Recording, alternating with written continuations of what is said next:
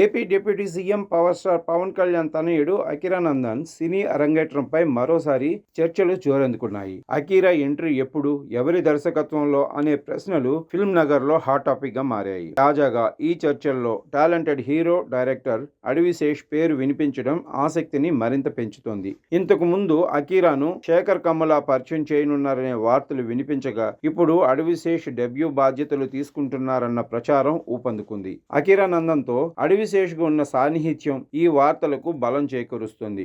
ముఖ్యంగా writers black short ఫిల్మ్కు Akira సంగీతం అందించిన సమయంలో శేష్ ఆయనకు మద్దతుగా నిలిచిన సంగతి తెలిసిందే. ఆ అనుబంధం ఇప్పటికీ కొనసాగుతుందని టాక్. క్షణం, గూఢచారి, మేజర్ వంటి చిత్రాలతో ప్రత్యేక గుర్తింపు పొందిన శేష్ అకీరా కోసం వైవిధ్యమైన కథ సిద్ధం చేస్తున్నారనే ప్రచారం వినిపిస్తుంది. వారసుడి డెబ్యూ కాబట్టి సాధారణ కమర్షియల్ ఎంట్రీ కాకుండా కంటెంట్ బేస్డ్ సినిమాతో పరిచయం చేయాలని పవన్ కళ్యాణ్ కూడా భావిస్తున్నారట.